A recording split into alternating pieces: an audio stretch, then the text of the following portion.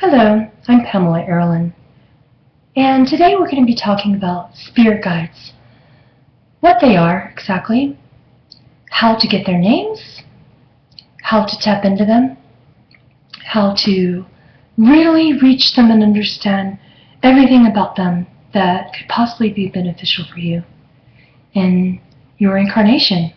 So what are spirit guides? Let me just make it really simple.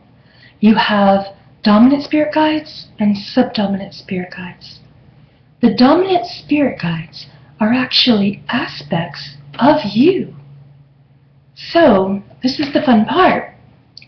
The more you feel at home with yourself and understand your sovereignty, understand your divinity, understand who you are, the more you understand that you're not separated, the more integrated you feel, the more you handle what you perceive as your unintegrated self, to feel more whole and remember your divinity, the more you'll be able to tap into your spirit guides.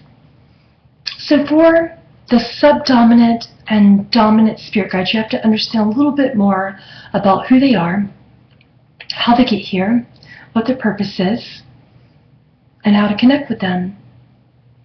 With subdominant guides, they are simply beings who have a pre-birth intention to help you. Some of them are deceased relatives. That's actually a little rare, by the way. For deceased relatives to become your dominant spirit guides is a more rare experience because they actually are mostly aspects of their own souls, and they're infinite beings in and of themselves, but they do come in occasionally as subdominant spirit guides whenever you really need them. So with subdominant spirit guides, they come in if you're having a hard time with the loss of a loved one. They'll come in temporarily to help you get through that. They come in as angelic type of beings. Angels, by the way, are just other human definitive terms for light beings. They could be guardians.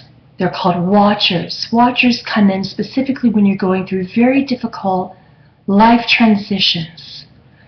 When you're going through a change of life purpose. When you've decided that your life purpose, based upon your pre-birth intention, just really doesn't apply any longer. Watchers come in as subdominant spirit guides. They are a type of angelic being that come in to keep you safe during those times and to make you feel at home during those times of deep transition, otherwise known as your awakening, your spiritual awakening, which is what everyone is talking about right now, the great spiritual awakening of humanity. I discussed that a great deal on my blog over at aurareader.com, and I'll send you a link. I'll annotate a link for you, with what that means and why we're all really awakening to our spiritual gifts at this point in time. So those watchers and subdominant guides, those are the ones that are here to help you with that, here to help you understand your life purpose, here to help you if your life purpose changes. They're here to help you if you're going through dark night of the soul, okay, otherwise known as depression. Any of those really emotional and mental experiences that make life exceedingly difficult, the watchers are here to keep you safe during those times, both mentally, emotionally, spiritually, and physically. So, subdominant spirit guides come in also just because they specifically have an interest in you. They could be members of your soul family and they make a choice. You don't remember that they're members of your soul family, but normally they are. Now, members of your physical family here on earth do not always have to be members of your soul family, but the subdominant guides who are members of your soul family, they choose you because they've had many experiences and lifetimes with you. What you call lifetimes, they're just a part of your great Akashic records for the infinite amount of times you've had life experiences, the infinite amount of times Source has projected into your incarnations. So these Subdominant spirit guides are family members that have been with you for great amounts of time, okay? And they choose to continue to do that with you and for you. So, a lot of you come to me and say, well, I see my subdominant guide out in front of me. These are the guides that you guys say, well, these are the ones I see with my physical eyes, or I see them in dreams. I see them in that hypnagogic state in between sleeping and waking, sometimes right before I go to sleep or right before I wake up. These are the guides that give you messages to catch your attention. So sometimes they appear in form, sometimes they just appear as a light being. It's different for each of you depending upon whether or not you're accessing an actual watcher or guardian angel type of guide, or whether or not you are accessing a light being that is a guide, whether or not you're accessing a deceased family member that's sticking around for a bit to help you with something. It just depends. What you see depends. And these guides are there to help you during different stages of your life, and when those particular healing transitions are over, you receive new ones, new subdominant guides. Insofar as dominant guides, this is going to be a little bit more difficult to explain, but let's give it a shot. They are actually versions of you. They are aspects of your own soul. Okay? So this is how Source projects. Source is like the crater that holds the ocean. And Source says, now I want to be the ocean, so I'm going to fill in that giant gap. I'm going to create the ocean. I expand my consciousness and I become the ocean. I split like a zygote, and then there's a portion of me that is the same as me over here. So, the earth and the ocean, they are both Source. That's how Source creates. And then Source says, okay, I'm the ocean, but I'm also every wave within the ocean. Every wave. Okay, that's on a grander scale. I'd like to take it down to a smaller scale, and I'd now like to become a molecule,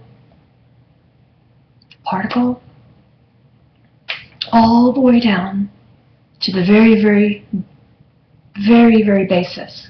Source splits and splits and splits and splits and splits. It starts as this, and then it splits and splits and splits and splits and splits. And that's how we're created. Except it's not happening on a linear scale. It's not happening in the form of what we know as past lives. It's all actually happening in a non-linear way simultaneously.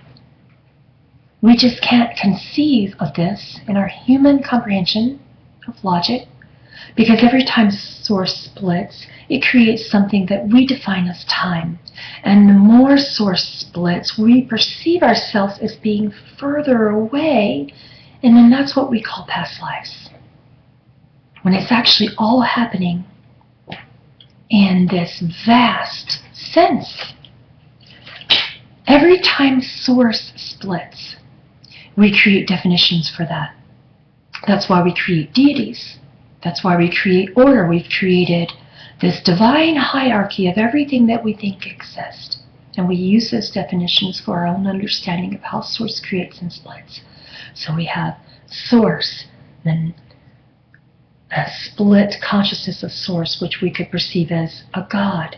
And then that God splits consciousness, and we perceive that as a deity such as Jesus or Muhammad or Buddha or any of the various versions of deities that we as humans understand and pray to. And then those deities split, and then they generally become what we know of as archangels. Archangels are actually simply light beings that are highly evolved from the 11th dimension normally in this galaxy.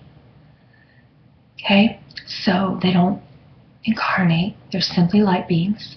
Then the light beings go to angels, and those angels split into guardians, and then those guardians split into what we call watchers. And those watchers are your subdominant spirit guides.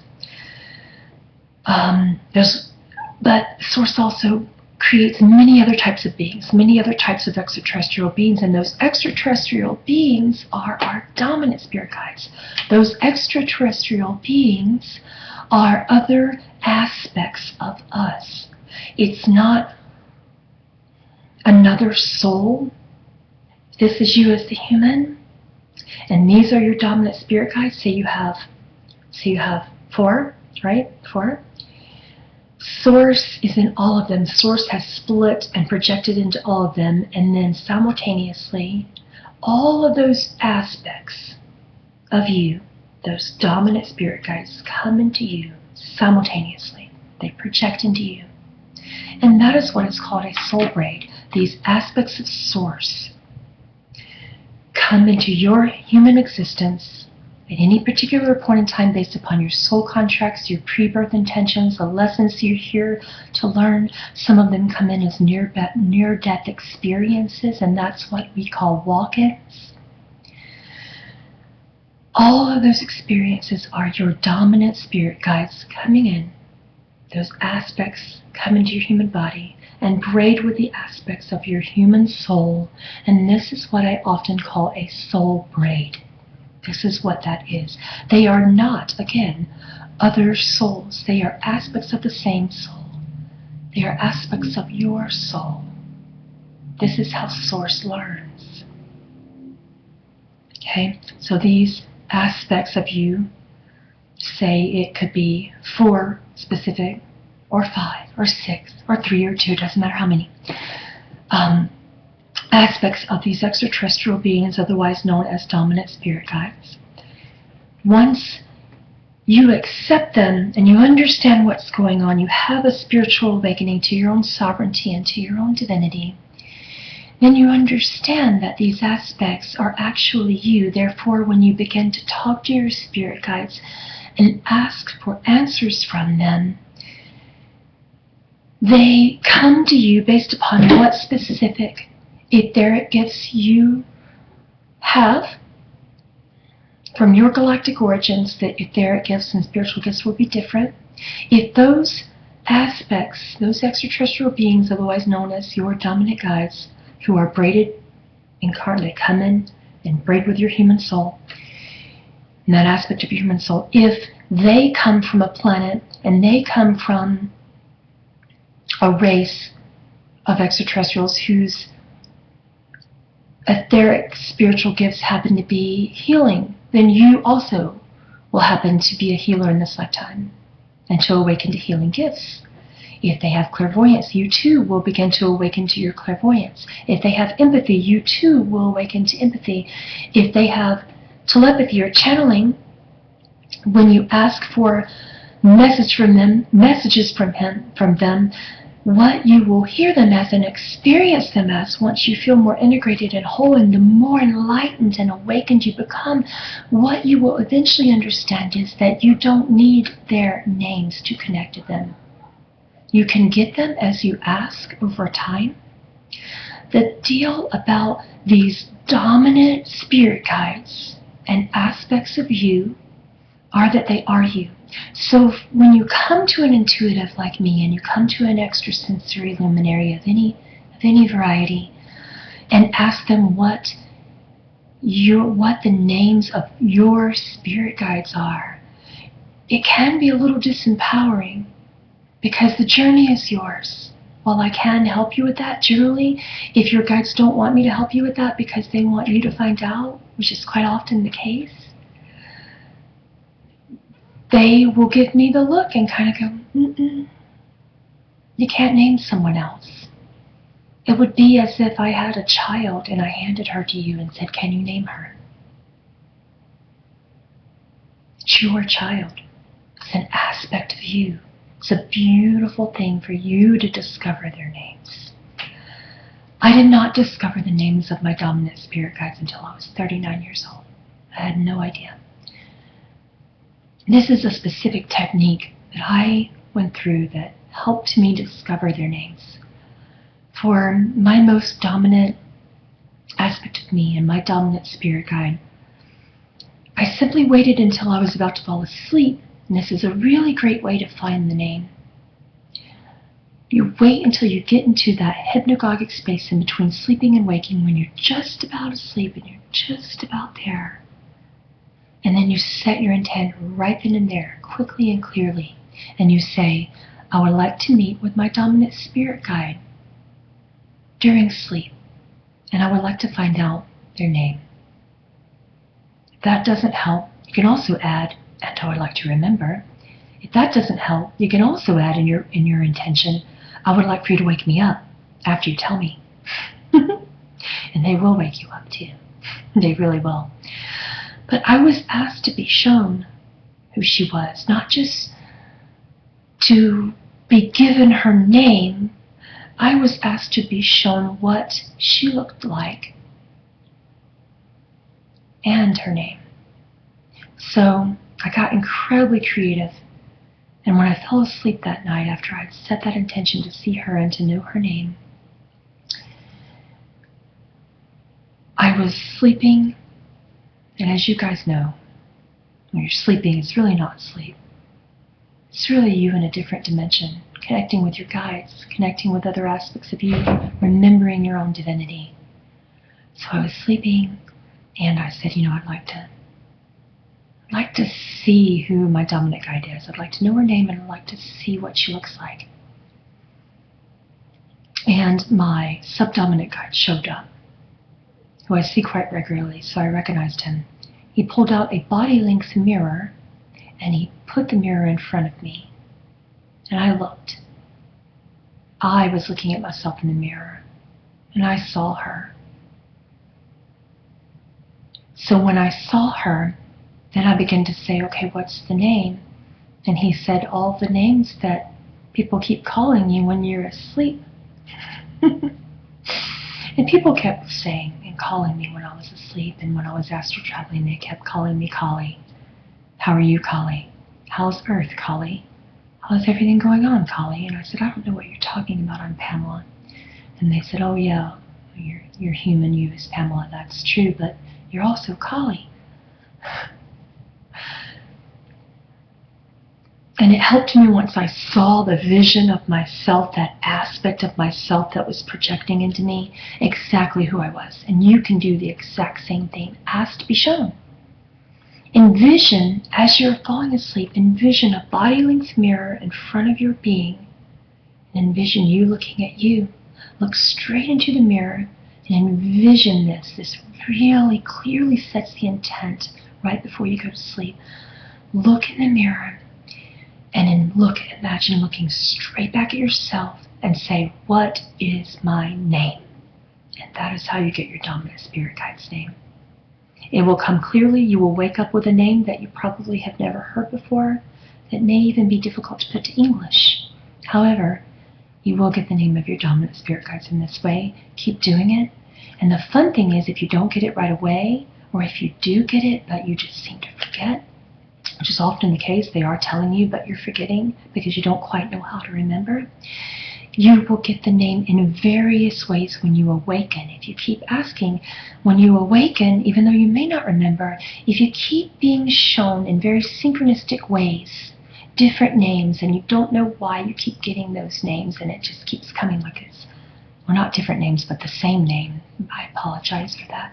It's if you keep seeing the same name over and over and over again, chances are that's your dominant spirit guide's name, and that has been her name for as long as you've been in existence, which is light years, just light years and beyond light years. Light years is a human definition. So, you are infinite. Please remember that you are source. Please remember that you've been in existence for as long as time exists. Connecting to your spirit guides is as simple as asking and paying attention to the synchronicities that occur. Asking right before sleep or right upon awakening, when you're still in that hypnagogic state between sleeping and awakening, is the best time to ask. Pay attention to how your body feels. You may get some physical signs in your body, such as tingling up your back, or it may feel as if someone is doing like this with your hair, just pulling out little pieces, just kind of tugging, and it may feel like someone's playing with your hair a little bit at a time. Those are your guides, okay? And once you understand their specific frequencies, their specific feeling signatures, then you'll say, okay, that's that guide right there. That's how I know. And pay attention to those body signatures and those feeling signatures, how your body feels, those little tinglings. Maybe your hand just gets cold, one hand. Maybe one foot gets hot. One area of the body tingles or heats up or gets cooler. These are common frequencies that are coming in from your guides when they're trying to get in touch with you. And you may ask, what does that mean? That is simply them giving you an awareness of your own feeling states that you need to work on when they are giving you those physical and clairsentient feeling signatures in your body, physical and mental and emotional feelings. They're wanting you to pay attention to your emotions. You can play around with this. You can say, what do I need to know today? And they'll do that all day until you figure it out, what they're trying to tell you. And they're normally not trying to tell you these all-encompassing,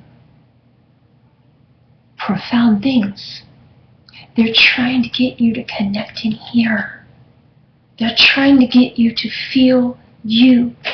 They're trying to get you to pay attention to the emotional guidance system that you were born with. Because it's so much more simple than we think. We think we're going to be getting these profound messages. When my guides talk to me, if I'm really not paying attention, they'll do these weird things like, messing with me or letting me see them and things of that nature. Yes, sometimes I see guides a lot. But if I'm paying attention, I don't need to. Because what's going on is happening in here, in my heart, in my third eye, in the visions that are coming in my thoughts and my mind. When I ask questions, the answers that will come to you upon enlightenment and upon your awakening sound like you, feel like you. They are you. When you awaken to your divinity, you will experience the ultimate enlightening, which is the simple understanding that your life purpose is not a doing state, it is a feeling state. At that point of your awareness, you will understand that your guides speak to you in your thoughts, and they sound like your thoughts because they are you. And you do not trust it, but I want you to practice asking your guides what you need to know and then listening to your own thoughts, listening to your own emotions. Because when you begin to fully awaken, that is exactly how it is. That is exactly how it is meant to be. They are you. It's as simple as that. Namaste.